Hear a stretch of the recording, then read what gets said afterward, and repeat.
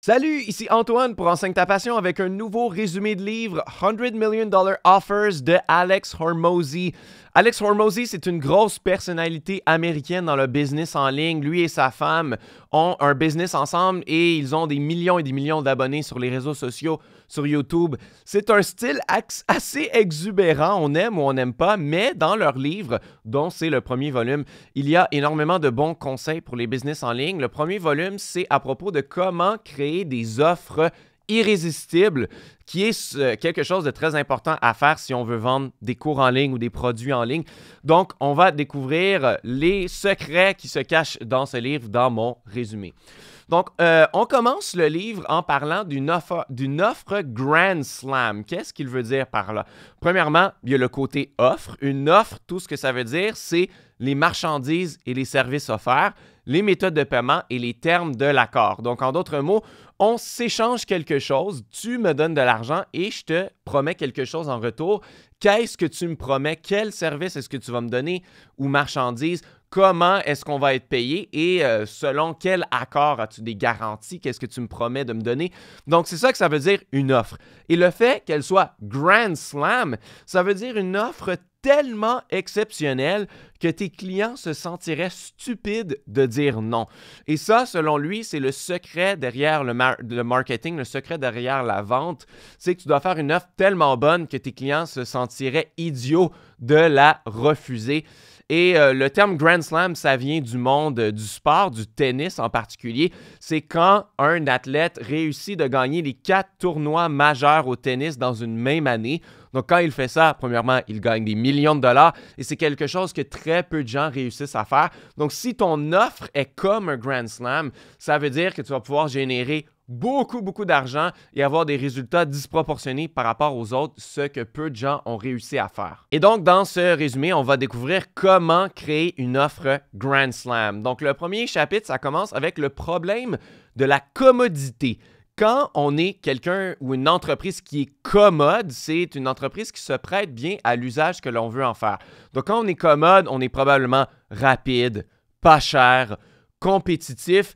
Et selon Hormozi, maintenir un business en place en étant commode, c'est un mythe. On est soit en croissance ou on est en train de mourir. Et moi, je l'ai bien réalisé avec ma chaîne YouTube, mon premier business où j'enseigne la guitare. J'ai atteint un certain plateau et j'ai commencé à être en décroissance. Donc, c'est vrai que de maintenir son business au même niveau, ça ne fonctionne pas parce qu'à l'entour de toi, il y a plein d'autres choses qui sont en croissance. Et donc, par la force des choses, à force de mois ou d'années, eh bien, on commence à devenir en décroissance. Et d'être une commodité, d'être tout simplement commode, eh bien, ça fait que nous entrons dans la spirale infernale de la décroissance qui va comme suit.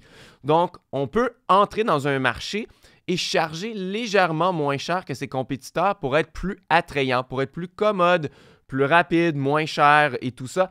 Et donc, qu'est-ce qui va arriver? C'est que plus tard, que ce soit quelques mois ou quelques années plus tard, les nouveaux compétiteurs qui vont apparaître chargeront légèrement moins cher que toi parce qu'ils vont t'avoir étudié, ils vont vouloir se positionner de façon attrayante et donc ils vont mettre un peu moins cher que toi. Et donc, il va falloir s'ajuster à la baisse pour rester compétitif. Et là, on revient dans cette spirale. Donc, les nouveaux chargent moins cher que toi. Et donc, il y a plus en plus de gens qui s'en vont voir ces nouveaux compétiteurs-là parce que le prix est meilleur. Et donc, tu dois baisser pour pouvoir compenser. Et donc, la spirale devient que les marges de profit deviennent de plus en plus basses parce que tout le monde essaie de baisser son prix pour être compétitif. Et ça, c'est vraiment mauvais.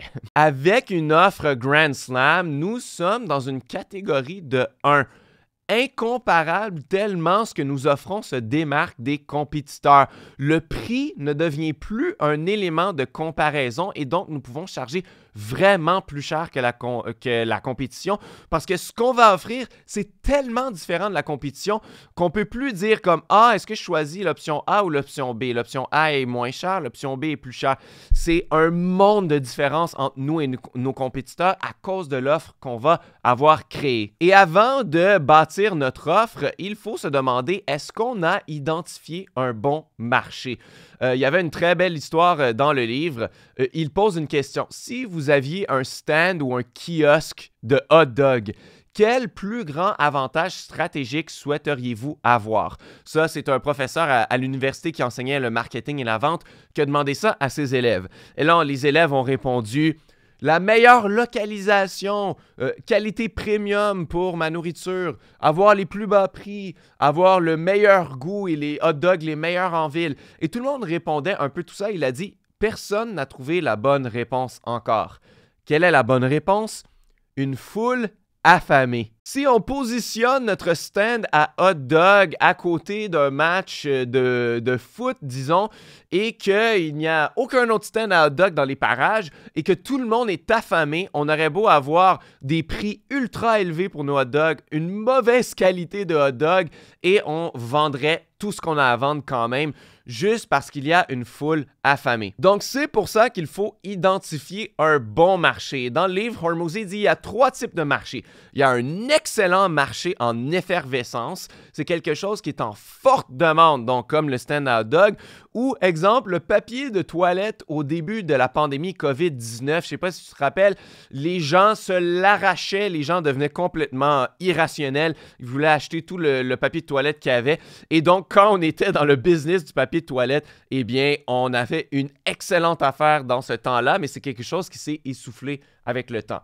On peut être dans un marché normal, donc c'est tout marché où la demande est bonne et constante. Des trucs qui sont en croissance, mais pas en effervescence, qui vont tout simplement y aller de façon normale. Et ça, c'est presque tout marché.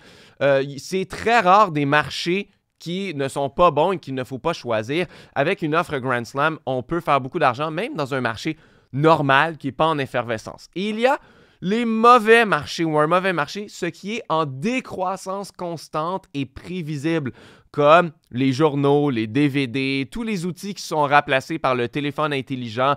Donc moi, si je vends des calculatrices, eh bien je sais qu'avec le temps, tout le monde a un téléphone intelligent et accès à une calculatrice là-dedans, donc ça va se vendre beaucoup moins, etc. Donc, il faut juste s'assurer qu'on n'est pas dans un mauvais marché en décroissance, mais si tu es dans un marché normal ou encore mieux dans un marché en effervescence, c'est une excellente chose pour toi. Donc, voici les 4 indicateurs d'un bon marché. Il doit y avoir un problème massif. Si tes clients potentiels n'identifient pas leur problème comme quelque chose de pressant qu'il faut vraiment régler, ça va être plus difficile de leur vendre la solution parce qu'ils ne pensent pas qu'ils ont besoin de la solution maintenant. Donc, il faut qu'il y ait un problème massif et pressant à régler. C'est pour ça qu'il y a tellement de sphères comme le business ou les relations ou la santé, ce sont des choses qui se vendent très, très facilement sur Internet parce que les gens, ce sont leurs problèmes les plus pressants. Ils veulent perdre du poids et se sentir beau dans leur corps ou être en santé s'ils sont malades ou quelque chose. Ils veulent s'en débarrasser. S'ils n'ont personne dans leur vie, eh bien, ils veulent rencontrer l'amour. Donc, les relations, c'est très important pour eux aussi. Et évidemment, faire de l'argent, c'est quelque chose qu'il y aura toujours un besoin pour ça. Les gens veulent toujours faire plus d'argent. Donc ça, ils l'identifient comme d'un problème massif. Numéro 2, le pouvoir d'achat. Les gens doivent être capables d'acheter ta solution. J'ai un de mes amis, justement, qui voulait vendre dans le domaine des finances personnelles. Il s'adressait aux gens qui ont des dettes et qui veulent se débarrasser de leurs dettes. Il a fini par abandonner et de changer de domaine. Pourquoi? Parce que les gens qui ont des dettes, ce n'est pas des gens qui ont les moyens d'investir dans des programmes en ligne ou d'investir pour un coach de donner des centaines et des centaines de dollars pour régler leurs problèmes parce qu'ils n'ont pas d'argent. Donc, il faut s'assurer qu'il y a un pouvoir d'achat qui est présent. Numéro 3, qui est facile à cibler. Donc, on doit savoir notre audience cible. Est-ce qu'elle se trouve à quelque part? Est-ce qu'ils vont sur des réseaux sociaux ou des endroits en ligne où ils sont faciles de cibler? C'est facile d'aller les trouver. Si on n'est pas capable de cibler ou si on ne sait même pas quoi cibler ou quelle proportion de la population ciblée dans notre niche, eh bien ça va être beaucoup plus difficile. Évidemment, le numéro 4, il est optionnel, mais est-ce que c'est en croissance? Si tu es dans un marché en croissance, en effervescence, ça va être beaucoup plus facile de faire beaucoup d'argent dans un court laps de temps versus un marché qui est juste normal. Et donc, j'ai ajouté un petit graphique à la main ici. Il y a un peu un ordre d'importance. En premier, c'est la foule affamée. Si tu as une foule affamée, tu pourras avoir une mauvaise offre et peu de persuasion et quand même la vendre facilement parce qu'il y a une foule qui attend juste d'avoir cette solution-là et tu peux la leur vendre, tu peux la leur donner. Et ensuite, c'est la force de l'offre. Donc, si tu n'as pas de foule affamée, si tu es juste dans un marché normal, si tu as une offre Grand Slam, tu peux quand même faire beaucoup d'argent parce que ton offre est vraiment, vraiment forte et tu n'auras pas besoin d'user de trop de persuasion. Et si tu n'as pas de foule affamée, pas de force de ton offre, et c'est là où il va falloir que tu travailles très, très fort dans ton marketing pour être très persuasif. Et dans le meilleur des mondes, on veut ne pas avoir à travailler trop fort, on veut que ça soit sans effort pour vendre. Et donc, c'est soit d'identifier un marché en effervescence ou soit avoir une offre Grand Slam. Le prochain chapitre, c'est l'importance de charger un premium. Les gens achètent car ils perçoivent que la valeur reçue sera plus grande que ce qu'ils paieront. S'ils considèrent cette valeur plus basse que le paiement, et donc ils n'achèteront plus. Évidemment, toi non plus, si tu dis ce que ça coûte, je considère que ça coûte beaucoup trop cher pour ce que ça vaut, tu ne l'achèteras jamais. Donc, qu'est-ce qu'il faut faire? C'est au lieu de baisser le prix pour être compétitif, on peut augmenter le prix et offrir excessivement plus de valeur, de faire des choses que tes compétiteurs ne sont pas prêts à faire pour que la valeur soit tellement élevée qu'on peut charger beaucoup plus que la compétition tout en donnant plus de valeur. Et ça, plus tard dans le résumé, on va montrer et apprendre comment concrètement le faire. J'ai pris une petite capture d'écran du livre. Il appelle ça le cercle vertueux versus le cercle vicieux du prix. Donc, quand on baisse notre prix, eh bien, on baisse l'investissement émotionnel de nos clients. On baisse la valeur perçue. On baisse les résultats aussi parce que si nos clients n'ont pas d'investissement émotionnel, ils vont être moins enclins à faire ce qu'il faut et appliquer tes méthodes pour obtenir le résultat.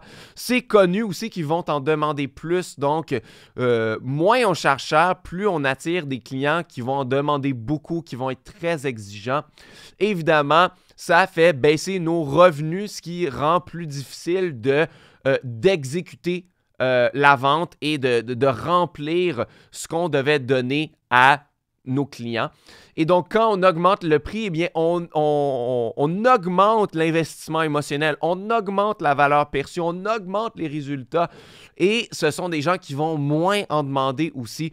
Et évidemment, on augmente nos profits aussi. Donc ça, ce sont tous des avantages de charger plus cher. Ensuite, il nous partage l'équation de la valeur. C'est le résultat de rêve ou le résultat rêvé fois la probabilité de réussite perçu, le mot perçu est très important, divisé par le délai de temps fois l'effort et le sacrifice, encore une fois, perçu. C'est ça qui égale à la valeur. Et souvent, il dit que ceux qui sont en marketing vont se concentrer trop sur le haut de l'équation versus le bas.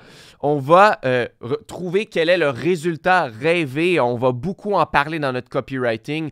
On va parler beaucoup de la probabilité de réussite. On va dire, si tu achètes mon cours en ligne, si tu achètes mon programme, tu vas pouvoir faire tel truc, ta vie va changer. C'est souvent ce qu'on va mettre dans une genre de lettre à la fin de la page de vente. Hein? C'est quoi ta vie sans mon produit? Et avec mon produit, sans mon produit, ça va être comme avant, tu ne réussiras pas à avoir ce que tu veux. Avec mon produit, la probabilité que tu réussisses va être vraiment plus grande. Tu vas pouvoir faire plus d'argent, être plus heureux, etc. Et on se concentre beaucoup sur la partie du haut, ça c'est un peu plus facile. Mais la partie du bas, comment est-ce que je peux réduire le temps que la personne atteigne ce résultat de rêve? Et comment est-ce que je peux réduire sa perception de l'effort et du sacrifice qu'il va devoir y mettre? Hein, on a tous déjà vu un produit ou une formation en ligne.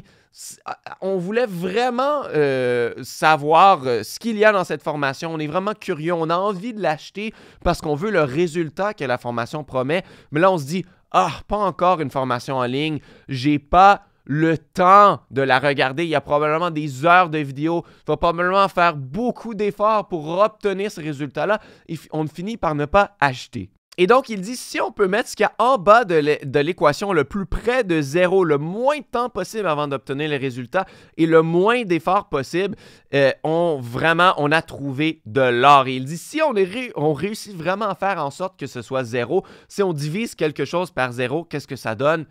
Infini. Donc, il y a infini de potentiel par rapport à ça. Donc, il faut se poser la question, comment est-ce que je peux me positionner dans ces 4 marqueurs-là pour être le plus attrayant possible, ce qui va augmenter la valeur perçue de ce qu'on a à offrir. Donc là, on arrive dans la section du livre, comment est-ce qu'on peut concrètement créer notre offre Grand Slam. La partie 1, c'est les problèmes et les solutions. L'étape 1, c'est d'identifier le résultat rêvé. Donc, n'oublie pas que tu ne vends pas le médium, tu ne vends pas un cours en ligne ou une communauté ou un produit, tu vends le résultat, comme perdre 20 livres, gagner 100 000 euros, etc. Tu vends le résultat. Donc, qu'est-ce que ton client veut vraiment? Il ne veut pas un autre cours en ligne, il ne veut pas avoir un produit de consommation, il veut un résultat rêvé. Et ça, il faut commencer par l'identifier. L'étape numéro 2, c'est de faire une liste des problèmes. Quels sont tous les problèmes potentiels qui seront vécus avant et même après avoir acheté ton offre. Donc, exemple, si on vend justement un produit pour la perte de poids, c'est un cours en ligne sur la nutrition. Eh bien, tous les problèmes qui pourraient être vécus avant, pendant ou même après avoir acheté ton offre, c'est, acheter la nourriture santé, ça va me coûter plus cher. J'aurai pas le temps de cuisiner tous les plats qu'il va falloir que je fasse. Ma famille ne voudra pas manger les produits santé avec moi, donc il va falloir que je cuisine 2 fois. Je n'arriverai pas à garder l'habitude lorsque je serai en voyage parce que je n'aurai pas accès à ma cuisine, je n'aurai pas accès aux mêmes produits, etc. De lister tous les produits qui font en sorte que la personne a des objections de pourquoi ta méthode ne fonctionnera pas, pourquoi ton cours en ligne ne fonctionnera pas et qui font en sorte qu'ils n'ont pas envie de l'acheter. Et ça, il faut être vraiment exhaustif. Là, il y en a vraiment beaucoup des objections et des problèmes qu'ils pourraient avoir. Ils pourraient en avoir peut-être une 50aine. Et c'est pour ça qu'il faut revenir selon les 4 parties de l'équation. Revenir et se poser la question pour chacun des trucs qu'on voudrait enseigner, quelles objections est-ce qu'ils auraient? Donc, les résultats de rêve, c'est « Ah, ça va me coûter beaucoup trop cher ». La probabilité perçue, c'est « Ah, ça ne sera pas pour moi selon mes situations. Moi, j'ai une grande famille, mes enfants ne voudront pas manger ces trucs-là. Ça va coûter trop cher à l'épicerie, c'est pas fait pour moi. Ça va me prendre beaucoup trop de temps à faire et il y a beaucoup trop d'efforts pour le faire. Ça va me prendre des mois et des mois pour perdre ce poids-là. Je vais finir par abandonner. J'ai essayé des diètes par le passé. J'ai essayé de changer mon alimentation et après quelques semaines, j'ai abandonné. Je sais que ça va être long et ce programme-là, ça ne sera pas différent. Donc, elle ne voit pas de valeur perçue à cause de tout ça. Donc, il faut trouver tous les problèmes selon chaque partie de l'équation et toutes les lister. L'étape numéro 3, c'est de transformer les problèmes en solutions. C'est tout simplement d'ajouter un comment devant tous les problèmes et les objections citées. Exemple, comment acheter de la nourriture santé pour moins cher que ta facture courante d'épicerie de ce que tu payais avant? Comment manger sainement en voyage? Comment cuisiner des repas santé en moins de 15 minutes pour les gens qui n'ont pas de temps? Etc. On fait que transformer tous les problèmes et les objections en solutions en mettant un comment avant. Ensuite, la partie numéro 2, c'est de faire le tri de tout ça. Pour créer une offre Grand Slam, il est extrêmement important de dépasser les attentes et d'en donner plus. Et donc, en faisant toute cette liste-là, et évidemment que ça va dépasser les attentes, mais certaines solutions sont carrément impossibles ou demanderaient trop de temps ou d'argent. Donc, dans le livre, j'ai pris une autre petite capture d'écran. Il faut se poser la question, est-ce que c'est quelque chose de facile à vendre ou de difficile à vendre? Et est-ce que c'est facile d'exécuter et de remplir la promesse qu'on leur donne ou est-ce que c'est difficile? Il va falloir se positionner le plus proche de ce qui est facile à exécuter et ce qui est facile à vendre aussi. Mais avant, il faut tout simplement faire un gros remue-ménage de solutions. Donc ça, c'est l'étape numéro 4. Faire un remue-ménage sans trop se soucier encore de ce qui est facile ou non à faire. Il faut juste tout simplement mettre toutes les idées, penser de toutes les façons possibles comment est-ce qu'on pourrait oblitérer les objections de nos clients. Donc, on va lister tout ce qu'on pourrait faire pour répondre aux problèmes et objections, même si cela peut paraître irréaliste. Il faut penser de 1 à 1. Qu'est-ce qu'on pourrait faire 1 à 1 pour eux? Qu'est-ce qu'on pourrait faire en petits groupes ou qu'est-ce qu'on pourrait faire en masse? Et tout simplement mettre le plus d'idées possible pour ces 3 groupes-là. En coaching seul, en petits groupes ou en masse. Donc, pour notre exemple de nutrition encore, on pourrait faire une liste d'épiceries personnalisées à chacun de nos clients. Aller faire l'épicerie avec le client et lui montrer où sont les produits. Donner un support en message texte ou en appel lorsqu'ils font leur épicerie. Acheter l'épicerie pour eux et la leur livrer. Faire un tour virtuel d'épicerie où je fais l'épicerie en live et je leur montre où les produits sont. Faire une liste d'épiceries multiples prédéterminées selon le prix et le temps à cuisiner les plats, etc. Juste mettre toutes les idées inimaginables qu'on pourrait avoir. Des questions que tu pourrais te poser pour t'aider, c'est si mes clients me payaient 10 fois plus, qu'est-ce que je m'imaginerais faire pour eux de plus?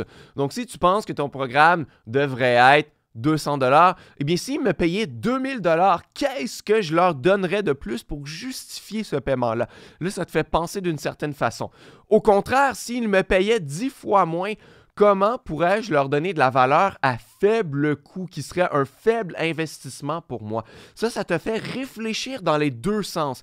Comment je peux donner un max de valeur, mais en donnant beaucoup de mon temps et de mon énergie? Et comment je peux donner un maximum de valeur en mettant le moins d'énergie et d'effort possible de ma part? Et là, ensuite, on va trier selon cette capture d'écran. On va choisir toutes les options dans notre remue-ménage qui sont les plus faciles à exécuter et à remplir et qui sont les plus faciles à vendre aussi. Évidemment, on ne peut pas garder toutes ces idées-là, d'aller faire l'épicerie et la livrer directement à la personne. Il dit, c'est quelque chose que je pourrais faire. Et évidemment que mon client aurait du succès si je le faisais, mais je ne le ferais pas pour un gazilliard de dollars. C'est jamais quelque chose que je ferais pour mes clients. Il faut que ça soit quelque chose qui soit scalable à un certain point. Et donc, dans notre exemple, encore une fois, de nutrition, on pourrait dire, je crée un fichier Excel où on entre ses objectifs de poids et ses objectifs de remise en forme et qui donne automatiquement 100 recettes qui sont parfaitement alignées avec ses buts. Oui, c'est un outil qui pourrait prendre 100 heures à créer, mais une fois qu'il est fait, c'est terminé et il peut s'appliquer à tous mes clients et j'ai plus besoin de mettre du temps et de l'argent là-dessus. On peut faire une liste d'épicerie automatique selon le menu avec un panier d'achat pré-rempli. Donc, encore une fois, c'est peut-être long à faire, mais ensuite, tout le monde va pouvoir l'utiliser. Je peux faire un tour d'épicerie virtuelle qui est pré-enregistré, que j'envoie à tous mes clients. Je peux faire un check-in hebdomadaire automatisé par message texte. Donc, vu que c'est automatisé, j'ai qu'à gérer si les gens répondent. Et s'ils ne répondent pas, je n'ai pas besoin de mettre du temps là-dessus, etc. Donc, les solutions les plus faciles à mettre en place, les plus faciles à vendre et qui ne prennent pas trop de ton temps et de ton énergie, qui sont bien scalables. Et c'est très important pour que ça fonctionne, numéro 1, de régler tous les problèmes perçus de ton client, pas seulement quelques-uns. Parce que pour certaines personnes, il y a des choses qui sont très importantes pour eux.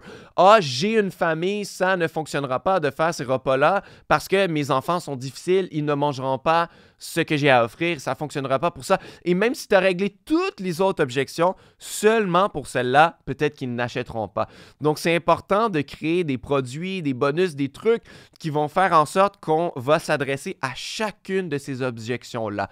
Numéro 2, d'avoir la conviction que ce que tu vends est totalement unique. C'est pour ça qu'on dit que c'est une offre Grand Slam. Elle est tellement différente des autres qu'il n'y a plus de comparaison à faire. Tu es dans une catégorie de 1.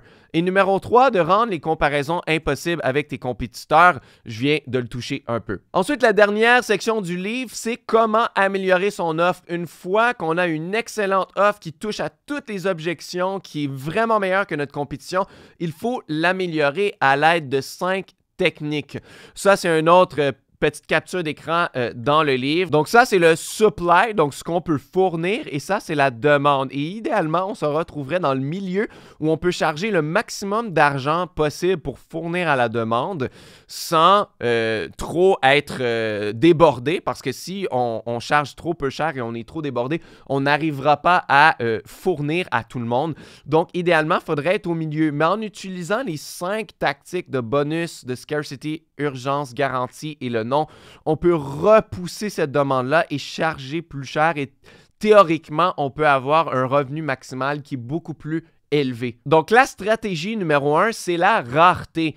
Il ne faut jamais satisfaire toute la demande pour qu'il reste toujours des clients en file pour acheter. Hein? Une citation dans le livre, c'est toujours celui qui a moins besoin de l'échange qui a le dessus. Si tu n'as vraiment pas besoin de l'argent ou d'avoir un client de plus ou quoi que ce soit, c'est toi qui as le plus gros bout du bâton, c'est toi qui as le dessus dans cet échange-là, puisque ton client a vraiment envie du résultat que tu as à lui offrir, mais toi, tu n'as pas absolument besoin de l'argent et donc tu peux attendre. Et lui, il a vraiment envie d'avoir ça. Donc, des techniques pour la rareté, c'est de limiter le nombre de places disponibles, de bonus disponibles ou la disponibilité tout simplement que ce ne sera plus offert plus tard. Donc, il faut acheter maintenant parce que ce ne sera plus offert. Je vais fermer le programme, je ne sais pas quand je vais l'ouvrir la prochaine fois ou je ne l'ouvrirai plus jamais, donc c'est maintenant ou jamais. Et donc ça, ce sont des techniques qu'on voit beaucoup dans le monde de la vente en ligne, la rareté. La stratégie numéro 2, c'est l'urgence. Il y a des gens qui savent pas vraiment faire la différence entre les deux. La rareté, c'est une question de quantité et l'urgence, c'est une question de temps et souvent les deux sont mélangés ensemble. Donc, c'est tout simplement de créer des dates limites pour pousser à l'action parce qu'il n'y a pas une date limite. Les gens savent qu'ils ont besoin de cette solution-là, mais ils se disent « je peux toujours l'avoir plus tard, donc je vais attendre ». Donc, comment est-ce qu'on peut créer des dates limites? C'est en créant des cohortes. Donc, je vais prendre un temps de nombre de personnes et ça va se terminer à telle date seulement. Donc, si tu veux entrer et avoir accès, il faut prendre action tout de suite, sinon ça va être dans 1 mois, 6 mois, 1 an. Je connais plein de gens, marketeurs dans le monde américain qui ouvrent leur programme signature une fois par année seulement. Donc, c'est vraiment, c'est maintenant en septembre ou jamais où il faut que tu attendes à l'année prochaine. Ça peut être promotionnel. Donc, justement, c'est une date limite pour avoir un meilleur prix, pour avoir une promotion. Et aussi, ce qu'il appelle une opportunité explosive. C'est plus tu agis tôt, plus tu obtiens. Donc, il y a plein de bonus ou de trucs et ils vont obtenir plus de bonus et plus ils attendent, plus les bonus sont retirés ou le prix augmente graduellement.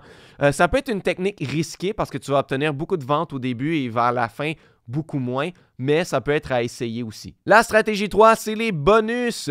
Une offre, ça c'est très important, une offre en elle-même a moins de valeur perçue que si elle est fragmentée en plusieurs éléments positionnés comme des bonus. Donc, si quelque chose est dans ton programme, dans ta formation en ligne, dans ton produit et que c'est perçu comme ayant vraiment beaucoup de valeur, tu peux tout simplement le retirer du programme et le positionner comme d'un bonus parce que ça va être perçu comme étant de plus grande valeur. Donc, voici plein de stratégies par rapport au bonus. Donner un nom spécial à chaque bonus contenant le bénéfice qu'il contient. Assigner une valeur monétaire au bonus et la justifier.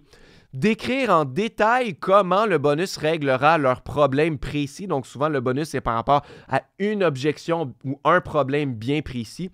Montrer des preuves que ça fonctionne avec des statistiques, témoignages, expériences personnelles. Et la valeur des bonus doit éclipser celle de l'offre principale pour creuser le fossé entre le prix et la valeur perçue. On veut que la valeur perçue soit tellement élevée que le prix et la valeur perçue, il y a un gros gap entre les deux. Et c'est pour ça que dans les infomerciaux qu'on entendait dans les années 80, c'est comme « mais ce n'est pas tout, il y a plus et il y a plus ». Parce que c'est pour ça, l'offre en tant que telle, elle était unique, mais ils ont tout simplement retiré plein de trucs de l'offre. Ah, vous n'en aurez pas un, vous en aurez 2, pas 3, pas 4, mais 5. On sait bien que l'offre, il y en avait 5, mais ils l'ont présenté comme un seul pour que le bonus, ça soit plus attrayant de dire vous en aurez plus. La stratégie 4, c'est la garantie. Augmenter la demande en renversant le risque. La garantie est là pour démontrer ton sérieux, que tu es vraiment là pour offrir un résultat à ton client. Si le résultat n'est pas atteint, tu ne mérites pas l'argent. point à la ligne. Et ça met les gens en confiance. Ils se disent, si ça ne fonctionne pas pour moi, je vais pouvoir avoir mon argent ou je vais pouvoir avoir une façon d'être satisfait au final. Donc, il y a 4 types de garanties. La première, c'est la garantie inconditionnelle. Donc, c'est celle sans question posée. Si pour n'importe quelle raison, tu n'aimes pas cette formation en ligne, tu n'aimes pas ce que j'ai à offrir, tu peux tout simplement demander un remboursement en 30 jours, 60 jours, 90 jours et tu l'obtiendras. Aucune question posée. C'est un peu risqué, ça t'expose à ce que les gens prennent avantage de toi, mais en général, les ventes que tu vas avoir fait de plus vont amplement pallier le peu de gens qui vont prendre avantage de ça. Ensuite, il y a la garantie conditionnelle. Ça peut être fait de plein de façons. Il en donne, je pense, une douzaine dans le livre. Je n'ai pas le temps de toutes les faire dans ce résumé. Les principales, c'est tu dois prouver que tu as fait le travail, que tu as vraiment appliqué mes méthodes, que tu as rempli les exercices et tout ça.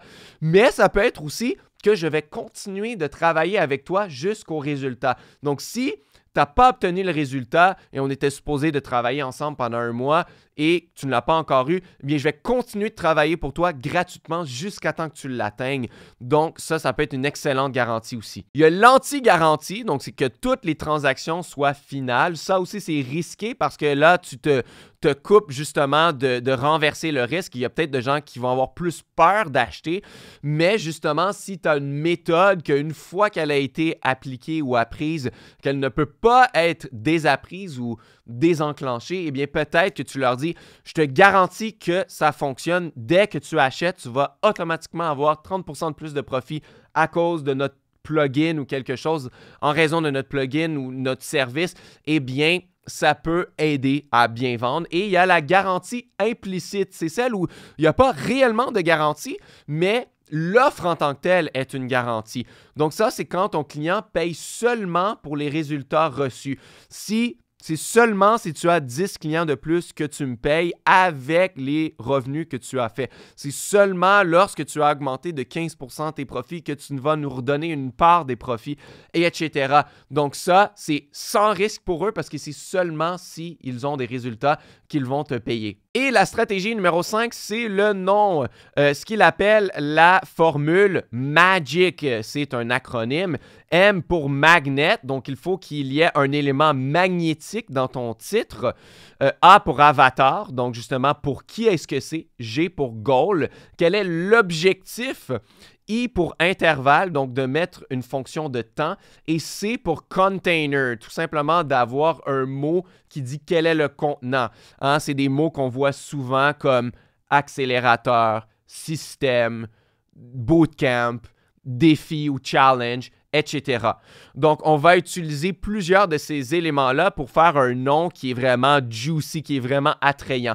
Donc, souvent, on va utiliser peut-être 3 des 5 éléments pour éviter que le nom soit beaucoup trop long. Donc, voici quelques exemples. Le défi 6 semaines sans stress. Donc, défi, c'est le container. 6 semaines, c'est la fonction de temps. Et sans stress, c'est justement l'objectif. 5 clients en 5 jours intensifs. Donc, 5 clients, c'est l'objectif. 5 jours, c'est le temps et intensif, c'est le container. Remplis ton gym en 30 jours gratuit. Donc, gratuit, c'est le côté magnétique. 30 jours, c'est le truc de temps. Et remplis ton gym, c'est l'objectif. Donc, tu vois un peu de faire des titres attrayants pour ton offre et même pour chacun des bonus aussi.